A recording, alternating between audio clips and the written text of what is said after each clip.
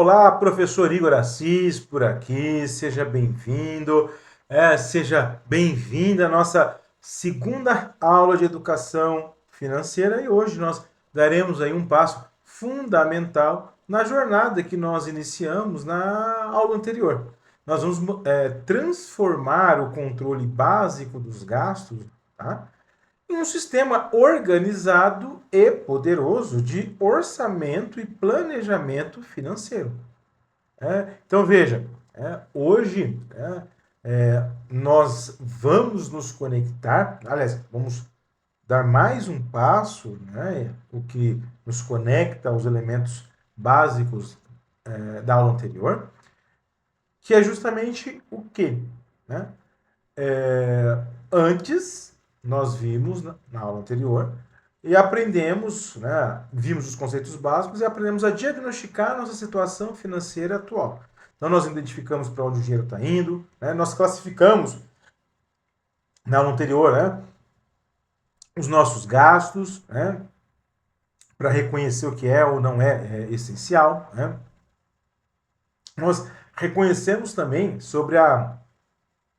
vimos e reconhecemos sobre a importância, né, do controle. E hoje a gente vai evoluir, né, nesse diagnóstico aí. Né? Porque depois de diagnosticado uma situação, né, chegou aí o momento da prescrição, né, que é, no nosso caso aqui, criar um plano estratégico, não apenas para organizar, né, as nossas finanças no presente, mas também, né, criar um planejamento que nos conduza aí, né, em direção aos nossos sonhos futuros. Então veja, muitas pessoas associam a palavra orçamento à restrição, à privação, a controle excessivo, né? Porém, aqui hoje vamos desfazer esse mito. Um orçamento bem elaborado não é uma camisa de força financeira, na realidade é um instrumento de libertação. Ele nos liberta aí da ansiedade do imprevisto, do peso das dívidas, da frustração de ver nossos sonhos continuamente, né, sendo adiados. Então, ao longo do nosso encontro aqui, nós vamos ver, né, técnicas consagradas, inclusive, de organização financeira, como a regra dos 50, 30, 20. Nós vamos aprender a identificar e evitar os erros mais comuns no gerenciamento do nosso orçamento. Né? E o mais importante, né?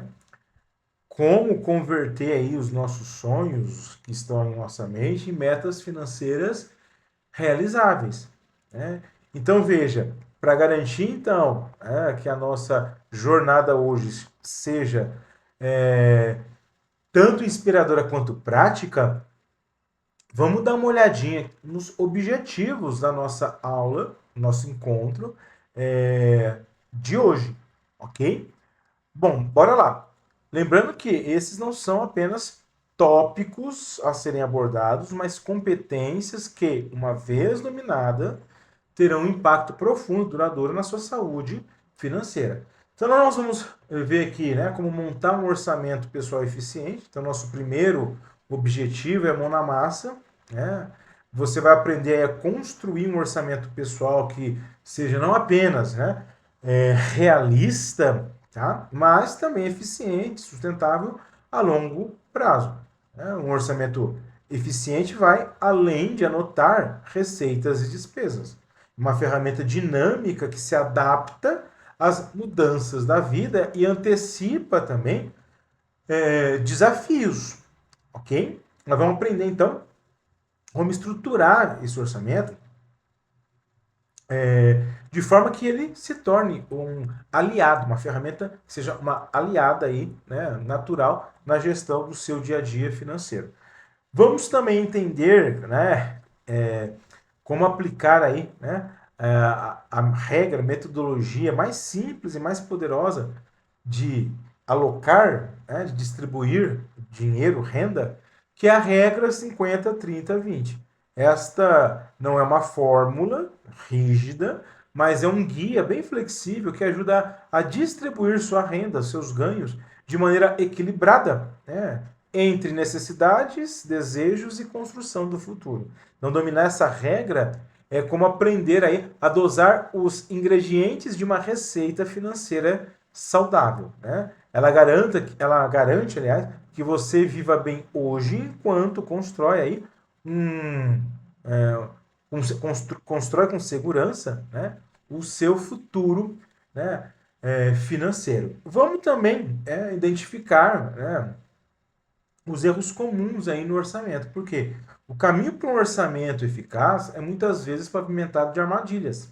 Então, o nosso terceiro objetivo aqui, né, é fazer com que você tenha um olhar crítico para identificar os erros mais frequentes que comprometem o sucesso do planejamento, né, financeiro que você construiu. Então, conhecer, por exemplo, né, os deslizes comuns, né, como subestimar pequenos gastos ou negligenciar despesas sazonais, né, é importante porque, na medida que você identifica os erros mais comuns, é uma forma de evitá-lo, né, evitá-los, né, aí no seu planejamento. Por fim, né, e talvez mais motivador, vamos evoluir aí da simples administração do presente para o planejamento estratégico do futuro.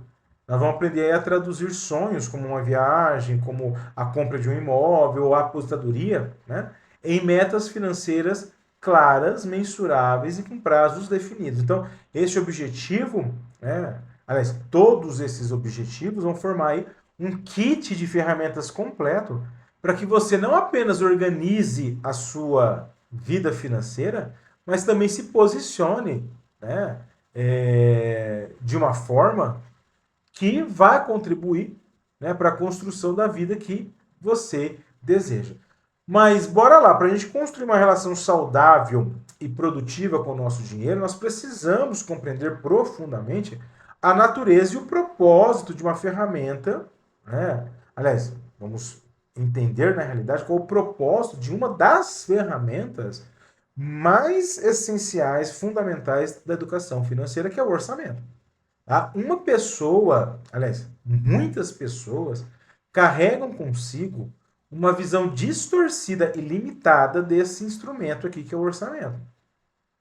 Muita gente vê o orçamento como uma lista de restrição, de proibição, né? Ou um diário aí de culpa financeira. Na realidade, o orçamento é algo completamente diferente. É uma ferramenta de planejamento que, quando bem compreendida e utilizada, se transforma no mais poderoso aliado para a conquista da nossa liberdade financeira. Então, vamos explorar aí os 4 pilares que sustentam, né, a questão do orçamento, beleza? Bom, no nível mais básico, tá? Um orçamento, um sistema organizado, né, para monitorar todo o fluxo de recurso, né, de grana, que entra e sai, né, da nossa vida financeira. Então, veja, esse controle, né, longe de ser um exercício burocrático, chato, ele é a base da consciência financeira. Então, quando sabemos exatamente quanto que nós ganhamos e para onde cada centavo está indo, esse controle nos permite identificar padrões tanto positivos quanto negativos. Tá? Então, revela aí, né, muito do nosso comportamento. Por exemplo, se nós estamos gastando conscientemente, mas se nós estamos gastando, tá, consistentemente, com frequência, mais do que a gente ganha, né, nós temos aí um problema. Então, o controle exato, preciso, de tudo que entra e que sai, é o primeiro passo para a mudança significativa. Né? Então é fundamental esse controle de receitas e despesas. Né? Agora, um dos maiores, né, geradores de estresse financeiro é a desconexão entre os nossos gastos e a nossa realidade econômica. Muitas pessoas vivem constantemente no limite ou além das suas possibilidades, né? Muita gente vive, né, além dos seus limites, seja por falta de planejamento ou por pressão social, ou por não compreenderem verdadeiramente o conceito de viver conforme os seus meios. Então, o orçamento ele atua como um sistema de navegação que nos permite que nos permite, né, nos manter dentro das faixas seguras de gastos. Ele, na realidade, nos impede de sonhar. Aliás, ele não nos impede, isso é bom frisar. O orçamento não nos impede. O orçamento não impede ninguém de sonhar alto. É bom lembrar isso daí, já veio aqui na minha mente, tá? Mas o orçamento, ele ajuda a construir a ponte entre onde estamos e onde queremos chegar de forma sustentável. Então, veja, quando eu falo viver dentro das nossas possibilidades, não significa mediocridade, significa sabedoria para construir uma base sólida antes de erguer os andares superiores do nosso estilo de vida almejado, ok? E talvez uma das funções mais transformadoras do orçamento, tá? É bom frisar isso, é que em um mundo de gratificação instantânea e estímulo constante para a gente consumir, a capacidade de adiar recompensas tornou-se uma competência rara e valiosa. O orçamento, ele institucionaliza, torna formal a poupança, transformando a poupança, o guardar dinheiro, de uma mera intenção vaga para uma ação concreta. Então, através do orçamento, nós distribuímos aí de forma intencional os nossos recursos financeiros no presente, garantindo aí o nosso futuro, construindo aí um futuro melhor. Reconhecendo que as nossas necessidades e desejos do amanhã são tão importantes quanto os desejos de hoje. Então, os desejos de amanhã também são importantes. Então, eu não posso ser imediatista. Na medida que eu começo a visualizar isso, na medida que eu começo a observar o meu orçamento, garantindo que eu viva dentro das minhas possibilidades, fazendo com que eu desperte para a ação e comece a guardar dinheiro, isso vai, na realidade, proteger o nosso amanhã. E com isso, reduzir o nosso estresse financeiro. Pesquisas mostram que problema financeiro estão aí entre as maiores fontes de estresse e conflito nas relações humanas. Tá? Nas relações humanas. Então, veja, a incerteza sobre como você vai pagar uma conta do próximo mês, a ansiedade de enfrentar imprevistos sem reservas financeiras, a frustração de ver que você sempre está adiando aí os seus sonhos por falta de planejamento, tudo isso traz um peso psicológico que pode ser reduzido através de um orçamento bem elaborado. Então, o orçamento ele substitui o medo do desconhecido pela confiança do planejado. Ele não elimina os desafios financeiros. Os desafios financeiros são inevitáveis na nossa vida, tá? Mas o planejamento ele nos fornece uma estrutura para enfrentar os desafios financeiros com resiliência e serenidade. Então veja, até coloquei essa frase aí no slide que depois você vai ter acesso. Um orçamento não é uma prisão, é a sua liberdade planejada. Isso merece uma reflexão sua, uma reflexão profunda. Vou repetir. Um orçamento não é uma prisão, é uma liberdade planejada.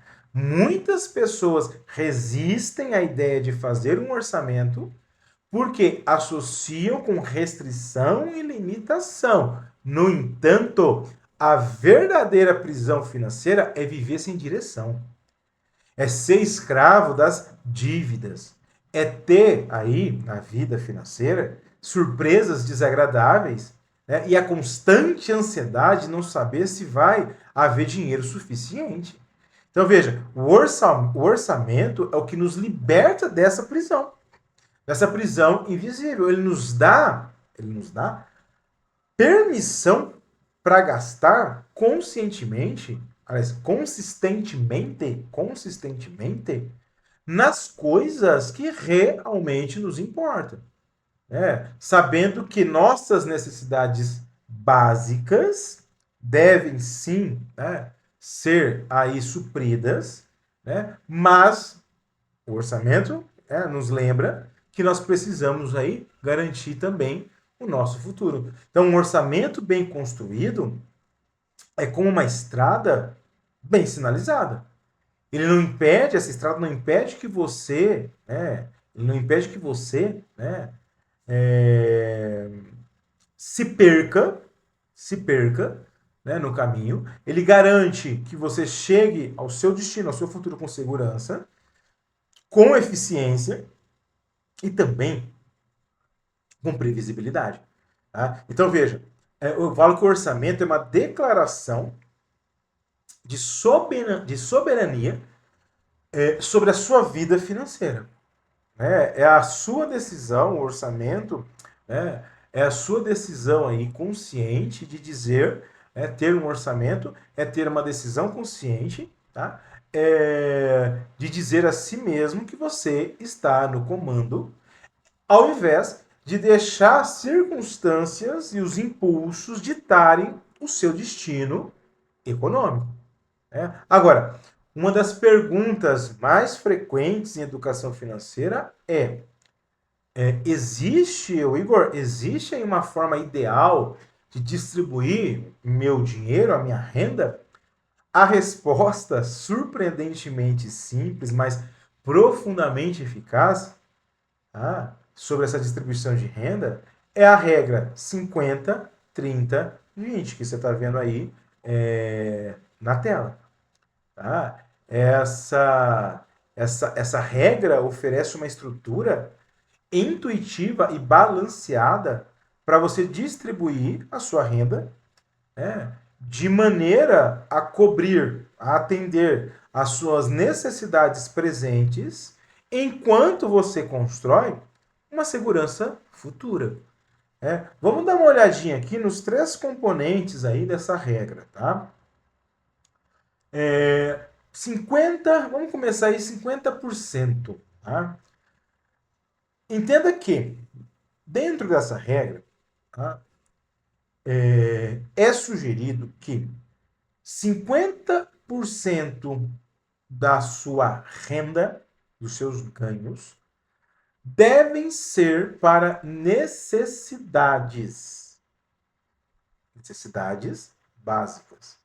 Moradia, alimentação, transporte. Essa categoria envolve as despesas essenciais para a nossa sobrevivência e o funcionamento básico aí, né, para a nossa vida. São os gastos, né, que, em sua maioria, seriam extremamente difíceis de eliminar completamente, sem, né, comprometer a sua qualidade aí, né, de vida, a sua qualidade de vida fundamental. Tá? Então, veja, na moradia, isso vai incluir aluguel, financiamento, prestação da casa, condomínio, né, utilidades básicas aí, né, também, como água, luz, gás, né, a alimentação, são os gastos com o mercado, com os itens essenciais de nutrição, não inclui, nesses gastos, né, nessas necessidades aqui, né, no item alimentação não inclui restaurante, não inclui delivery frequente, né? Isso é uma outra história. O transporte dentro dessa categoria de necessidade abrange os custos necessários para deslocar para o trabalho, para estudo, né? Para atividades essenciais. Isso pode envolver o combustível, a manutenção do veículo, o transporte público, né? o limite de 50% é crucial, tá? Quando nossas necessidades básicas consomem significativamente, né, mais que metade da nossa renda, nós ficamos financeiramente vulneráveis e com pouca margem para imprevistos e, né, para a construção de um futuro mais tranquilo. Então, primeiro elemento da regrinha diz então que tudo que você ganha, 50% são para as necessidades básicas. E, óbvio, temos desejos, né? Quanto que eu posso, Igor, gastar dentro dessa regrinha aqui de distribuição de renda, né? Regrinha essa que te traz, né, um equilíbrio financeiro, né? Que coloca aí na sua vida a educação financeira em prática. Quanto que você pode gastar dentro dessa regra com desejos? 30% de tudo que você ganha, né, pode ser colocado em desejos, tipo lazer, compras. Né? Essa categoria dos 30% é a categoria do estilo de vida e da qualidade de vida. Aqui se enquadram todos os gastos que tornam a sua vida mais agradável, mas que não são estritamente necessários para a sobrevivência. Então, aqui nesses 30% inclui entretenimento, né? Exemplo, cinema, streaming, show, alimentação fora de casa, né? Viagem de lazer, compra, né, de roupas além do básico, assinatura aí das mais variadas, né? Enfim, qualquer gasto aí, né, que você acredite que contribua para a sua qualidade de vida. Essa categoria, ela é fundamental, sim, né, para o nosso bem-estar psicológico. Porque uma vida, né, apenas de necessidades, apenas para a gente fazer valer, né, as nossas necessidades, né, só guardar dinheiro pode ser, né, algo, né, que não é, né, motivador. Né? Mas entenda que, assim de se gastar, né, colocar uma parte dos seus ganhos, né, em coisas que você deseja, mas o limite de 30% garante que nós possamos usufruir do presente, né, ter aí desejos atendidos no presente, sem comprometer o nosso futuro. A chave aqui, né, é a intencionalidade, quer dizer, gastar de forma consciente em coisas que realmente trazem felicidade, ao invés, né, de desperdiçar recurso, né, com consumo automático por impulso. Por exemplo, supondo que você namora ou é casado. Bom, 30% eu posso gastar, né, com lazer, com hobby e tal, com compras. Aí eu tenho lá a opção, posso comprar um item, um chaveirinho eletrônico na Shopee, ou posso, né, sair, né, no final de semana, ou, né, uma vez a cada 15 dias, com a minha parceira, com o meu parceiro. O que te traz mais felicidade? Não é deixar de fazer, é ter escolha consciente, né, e optar por aquilo que realmente te traz felicidade. Bom, então eu vou optar neste momento de construção de um futuro financeiro promissor. Eu vou optar então, ao invés de comprar o chaveirinho eletrônico, né, lá na Shopee que custa R$ 40, eu vou pegar os mesmos R$ 40 e vou sair com a minha parceira, com o meu parceiro. Entende? Então, eu gosto muito dessa regra porque nessa de distribuir os ganhos, né, as nossas receitas, ela leva em consideração os nossos desejos, né, para ter aqueles momentos aí, né, de felicidade, né?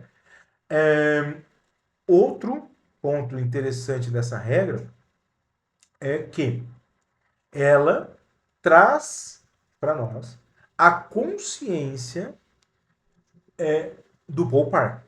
Então veja, na regrinha 50, 30, 20, 20% de tudo que você ganha precisa ser poupado, precisa ser investido, para que você tenha um futuro e para que você um futuro promissor, né? e também para que você tenha uma certa segurança. Veja, essa categoria transforma nossa relação, né, com dinheiro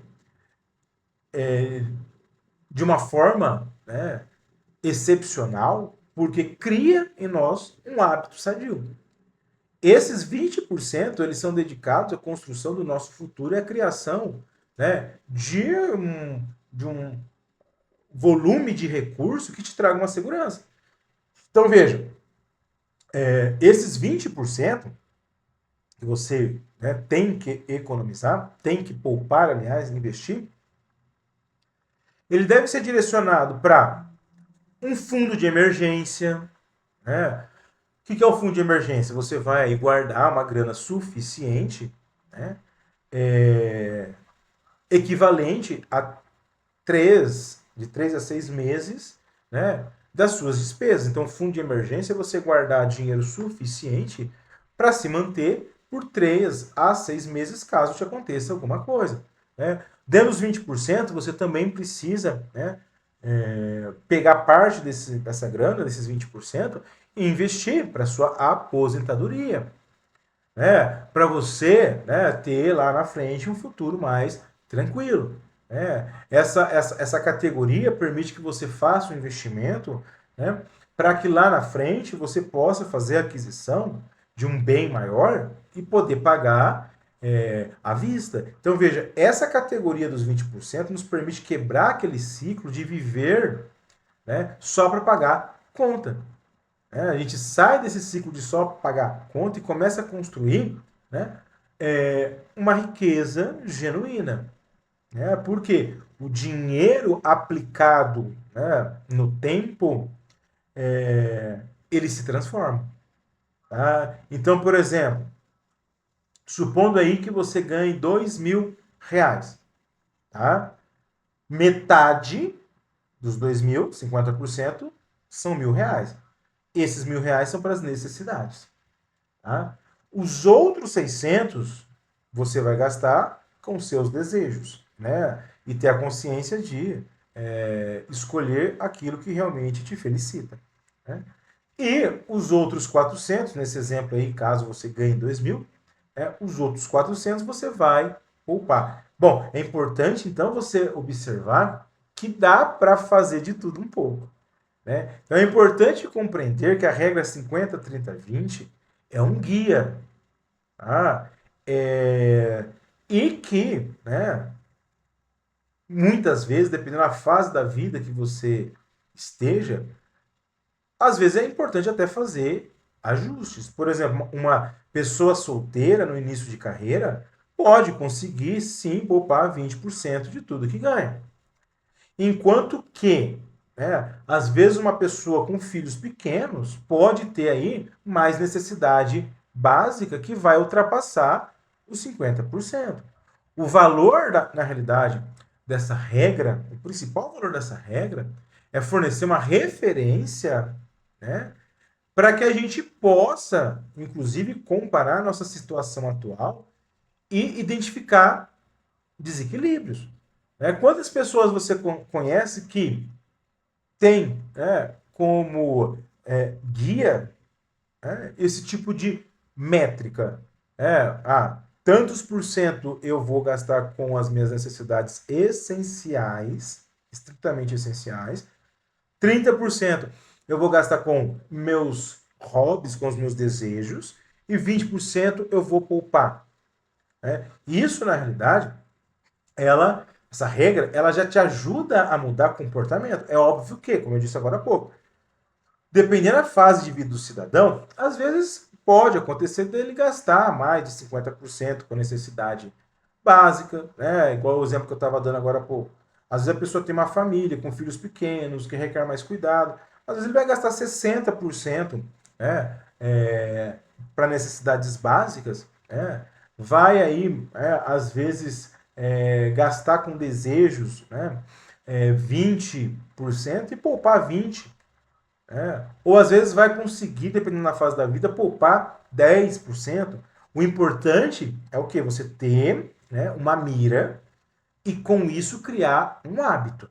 Né? Gastos dinheiro gasto para necessidades básicas, desejos e investimento de forma consciente. Então a regra 50, 30, 20, quando aplicada consistentemente, ela cria um círculo virtuoso de saúde financeira. Ela garante que que nós estejamos cobrindo as nossas necessidades básicas, desfrutando do presente de maneira equilibrada e, ao mesmo tempo, construindo sistematicamente um futuro mais seguro e próximo. Então, é uma ferramenta, né, de empoderamento que nos devolve, né, o controle sobre o nosso destino financeiro. Ok? Tente colocar em prática, e não se esqueça que a jornada em direção ao domínio do orçamento pessoal, essa jornada, ela é repleta de armadilhas quase que invisíveis e que podem, inclusive, minar aí, né, os nossos esforços, né, e, inclusive, existem armadilhas, né, na nossa jornada aí para dominar o nosso orçamento, né, que podem, né, na realidade, até nos desanimar, levar a gente, na realidade, ao desânimo. Então, compreender erros comuns, né, no que se refere ao orçamento, é importante. Né? Não é para você cultivar o medo de errar, mas é para você desenvolver a sabedoria de aprender com as experiências de milhares de pessoas que já percorreram esse caminho de controlar o orçamento, né, muito antes que nós. Né? Então, cada um desses erros representa uma valiosa lição, né? Um atalho, né? Que o nosso cérebro, né? é, pode, né? E deve evitar. Né? Então, veja, quais são os erros mais comuns que nosso cérebro, nós precisamos evitar? Esses erros aqui, um monte de gente já passou por ele. E agora, tendo acesso aí a esses erros catalogados, né, a gente consegue, na realidade, fugir, evitar, na realidade, essas armadilhas.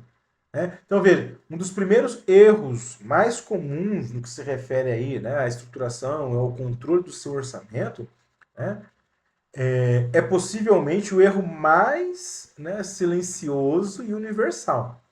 Por quê? O nosso cérebro está programado para dar peso desproporcional a eventos grandes e raros. Tá? Enquanto negligencia pequenos eventos. Vou te explicar. Tá?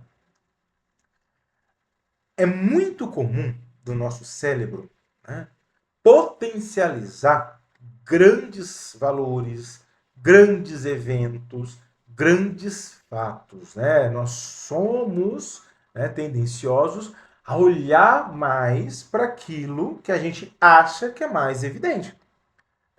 E acaba negligenciando o que é pequeno, acaba negligenciando os detalhes. Exemplo. É um cafezinho, às vezes, que a gente gasta de R$ 5 aqui, um lanchinho de R$ 10 ali, né? Uma corridinha lá no Uber de R$ 8. Individualmente, esses itens, eles são insignificantes. Aliás, aparentemente insignificantes. Né? E aí o nosso cérebro ele não repara muitas vezes, não se atenta, não nos deixa, né, se atentar a esses pequenos valores. Mas quando nós somamos as pequenas coisas, nesse caso os pequenos valores, coletivamente esses pequenos gastos podem representar centenas ou mesmo milhares de reais no final do mês. A psicologia por trás desse erro de não olhar esses detalhes, a psicologia, né, por trás disso é fascinante. Né? Por quê? Existe uma tendência cognitiva chamada viés de agrupamento, onde nós desconectamos mentalmente de pequenas despesas que são similares, né? E realizadas em momentos diferentes. Então, veja, existe um viés cognitivo que faz a gente se desconectar desses pequenos gastos, né? Que normalmente os valores são muito próximos, né? 5, 10, 15, 5, 10, 15, e são realizados, né, em momentos diferentes. Então, já existe um viés cognitivo que faz com que a gente se desconecte disso. Olha só que interessante. Então, veja, a solução não é eliminar, na realidade, tá, todos os pequenos prazeres, mas trazê-los para a consciência através de um registro detalhado e atento, né, aonde semanalmente você consegue observar esse agrupamento de pequenos gastos, né, e conseguir visualizar o quanto aqueles pequenos gastos somados representam, né, no final do mês. E aí poder decidir de forma consciente, né, se este é o melhor uso, né, do seu dinheiro. Você consegue visualizar os pequenos gastos que cognitivamente nós não somos, né, levados, né, no dia a dia a prestar atenção, mas na medida que eu uso a ferramenta de registro diário, né, eu vou estar ali anotando e no final de um período, na semana, né, num dia na semana, eu vou olhar aqueles pequenos gastos, eu vou ter um momento para isso, aí eu vou estar com um olhar para isso, né, para o meu orçamento. Somando todos os pequenos gastos, eu vou ver o impacto daquilo e vou tomar consciência. Opa, vou deixar quieto todo dia um cafezinho de 3, 4, 5 reais. Vou deixar quieto aquele biscoitinho de 1,99. Então, é importante você tomar cuidado, para não cair nessa armadilha de subestimar os pequenos gastos. Tá? Uma outra armadilha é esquecer de despesas anuais. Veja bem, nossa mente opera naturalmente em ciclos mensais, né? Tornando a gente muitas vezes cego para despesas que ocorrem, aliás, né, em frequências diferentes. Por exemplo, o IPTU de uma casa, né, anual, o seguro do carro, anual, a matrícula escolar, anual, existem impostos, né, do governo, anual, tem manutenção que a gente às vezes precisa dar no carro, na casa, que é anual. Essas despesas, né, mais previsíveis, que são anuais, né, ela, ela, elas representam, esses gastos anuais, representam uma das maiores fontes, tá, de desequilíbrio no orçamento. O erro aqui é o que alguns economistas chamam de miopia de horizonte temporal, que é a nossa dificuldade natural em projetar necessidades além do ciclo mensal. Entendeu? Então, a solução é o que nós chamamos de provisionamento mensal. Quer dizer, se você tem uma despesa anual, você pega essa despesa anual e divide por 12, para que você possa reservar esse valor mensal, você possa reservar esse valor mensalmente. Dessa forma, quando uma despesa anual acontece, o dinheiro já vai estar lá esperando por ela, sem causar aí, turbulência no orçamento mensal. Ok? Então essa é uma armadilha. Às vezes a gente tem conta que é anual, que vence uma vez no ano, né? Mas a gente tem que fazer o provisionamento. Quer dizer, a gente já tem que fazer uma conta, um cálculo, né? Pegando essa despesa que você pode ter, que é anual, dividir por 12, para que quando chegar o momento de pagá-la no ano, você já tenha esse dinheiro. Um outro erro comum é não incluir no orçamento imprevistos. Talvez o erro mais otimista e potencialmente mais caro seja assumir que o futuro será uma réplica exata do presente. A vida é inerentemente imprevisível. O carro quebra, uma crise de saúde pode surgir, né? Perdemos o emprego, Um familiar precisa de uma ajuda emergencial. Então, veja, a falha em incorporar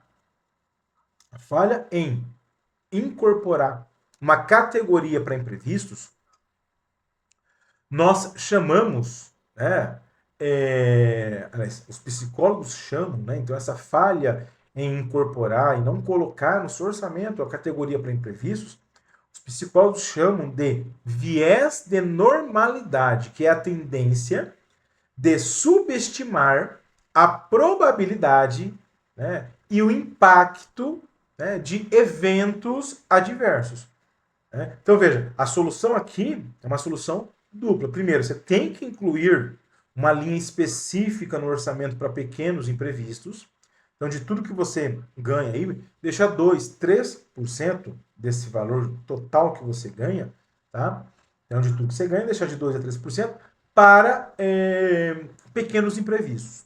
Essa é uma solução. A segunda solução é você construir separadamente um fundo, tá, de emergência robusto, né, onde você vai juntar de 3 a 6 meses de despesa, tá, que funciona na realidade, esse fundo de emergência, funciona como um para-raio para grandes choques financeiros. Então, você pode tirar 2, 3% da sua renda para imprevistos financeiros, imaginar que possa acontecer esse imprevisto financeiro, tá? Ou, que eu até prefiro, né, você ter a consciência de criar um fundo, né, deixar uma grana guardada, tá?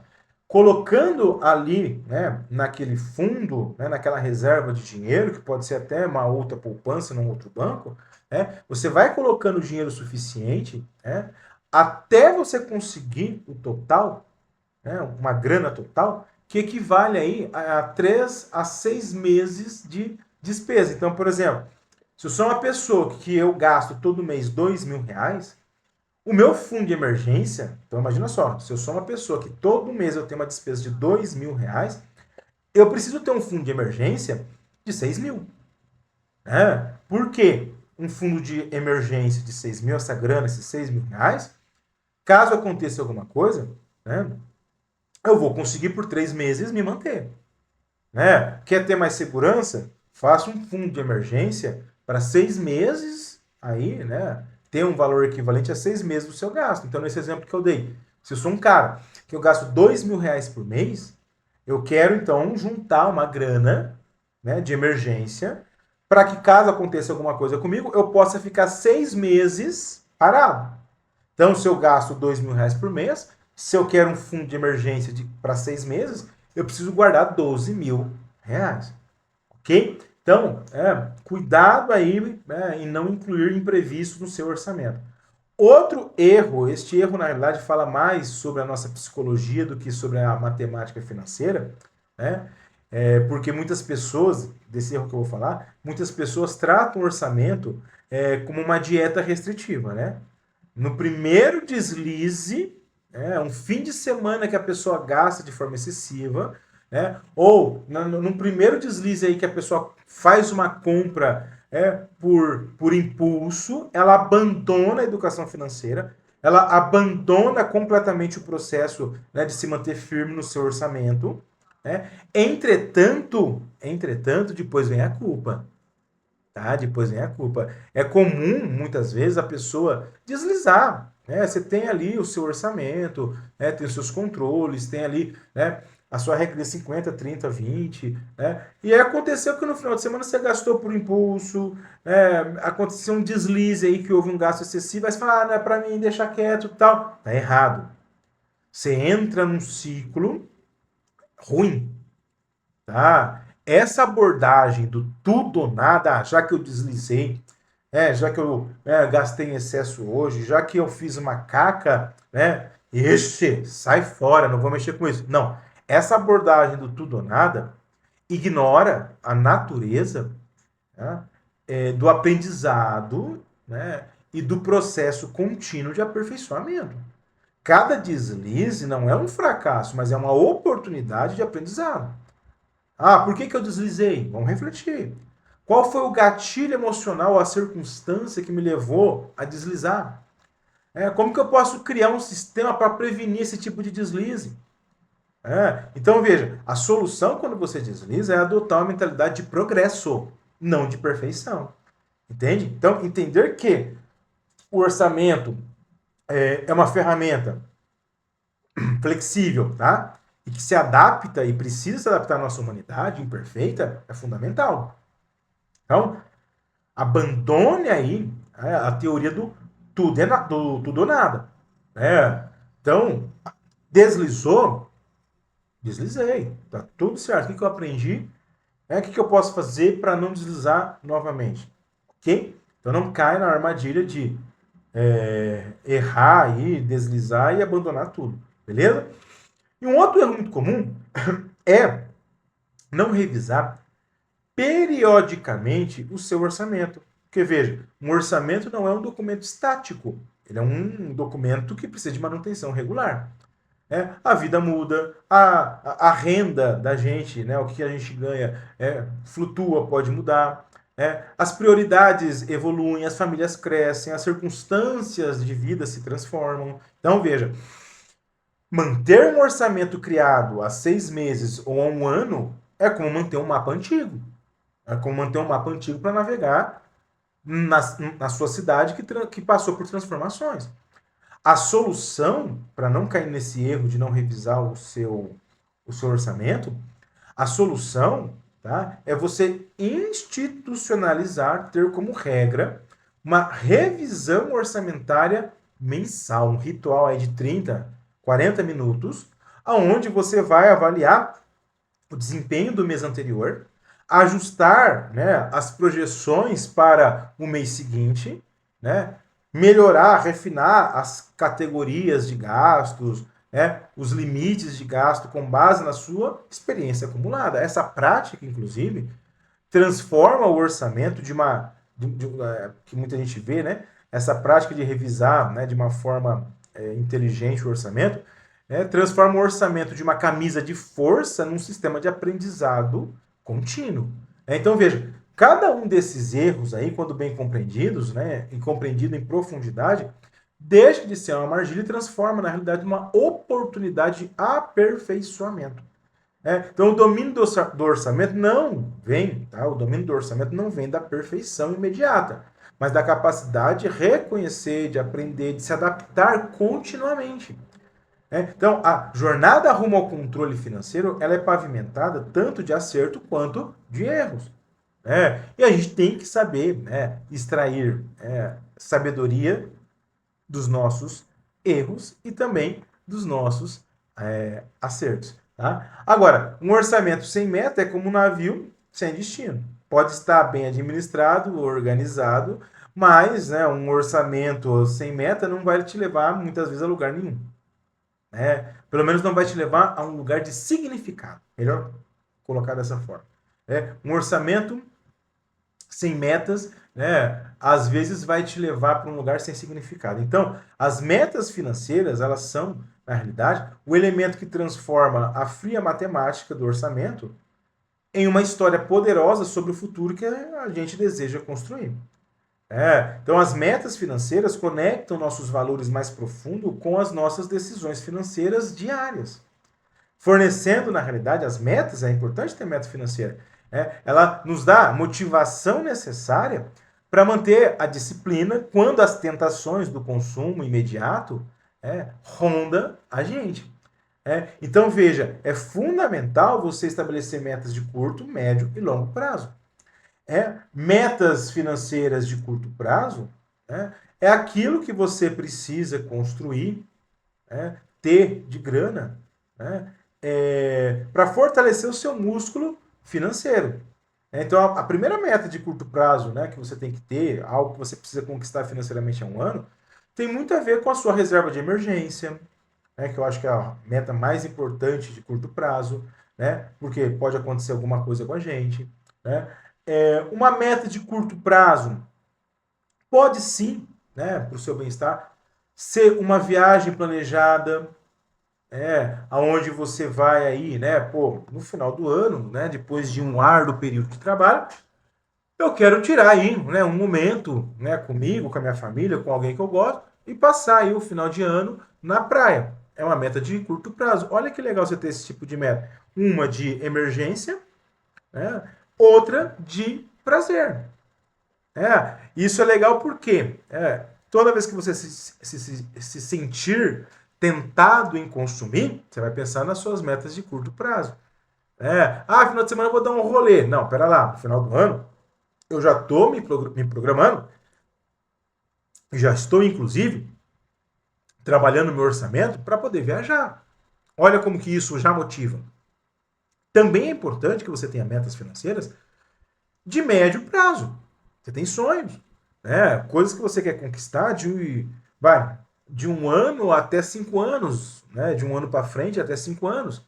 Né? Essa categoria de meta representa a ponte entre o nosso presente e um futuro, né, visionário. Enquanto que as metas de curto prazo lidam com as necessidades imediatas, né, que a gente tem, as metas, né, de médio prazo, elas começam a materializar os pilares do nosso projeto de vida.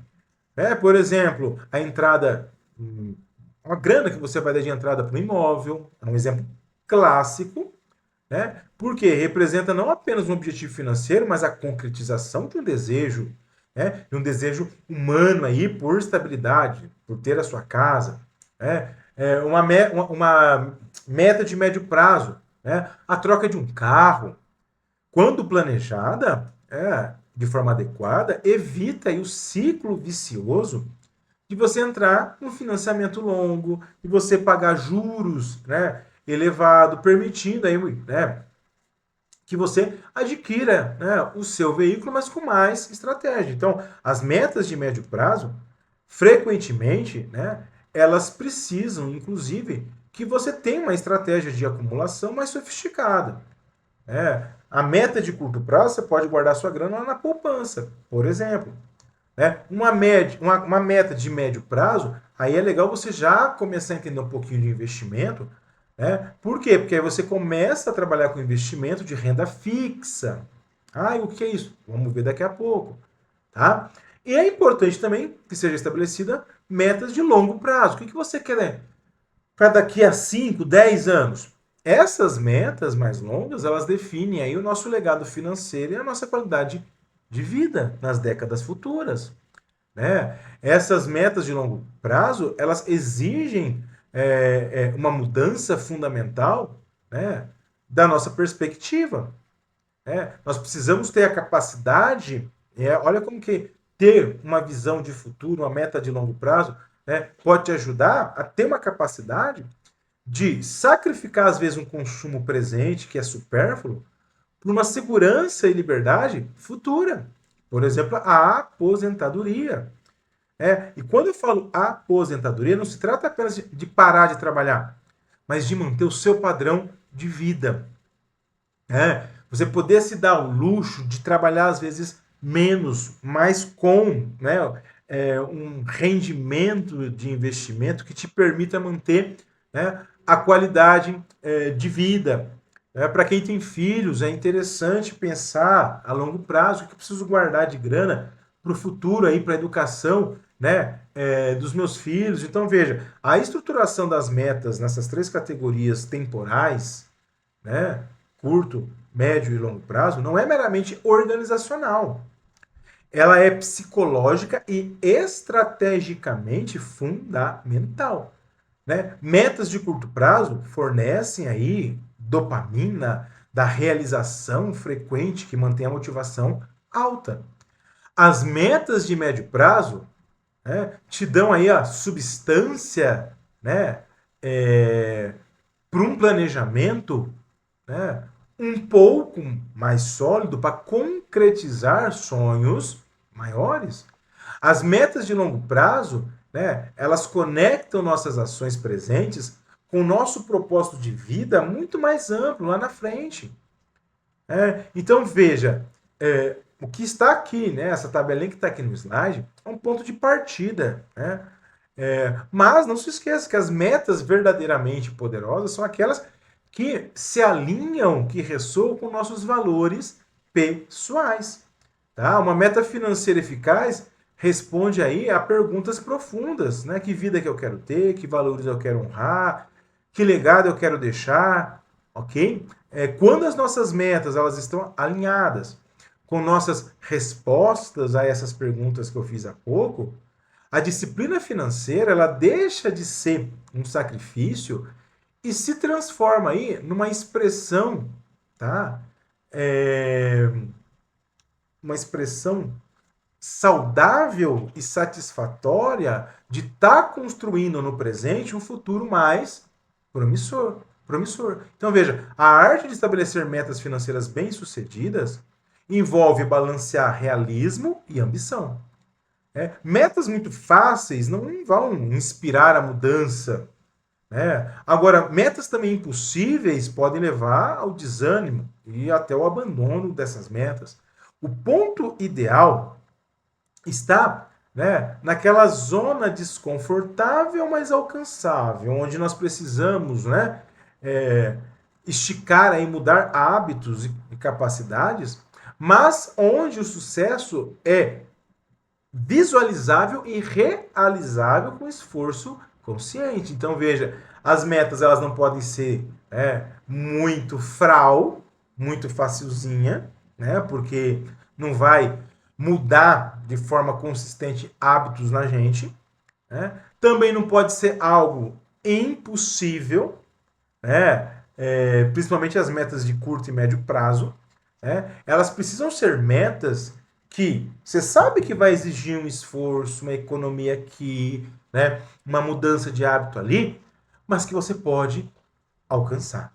Tá? Então, é crucial entender que as metas financeiras elas não são escritas em pedras, tá?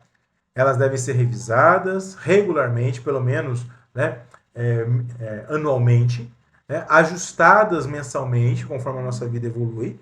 O que importa, tá, é que você tenha uma direção, um senso, uma mudança de hábitos para realmente sedimentar a educação financeira aí na tua vida, e adotar hábitos diferentes em relação ao dinheiro. E aí chegando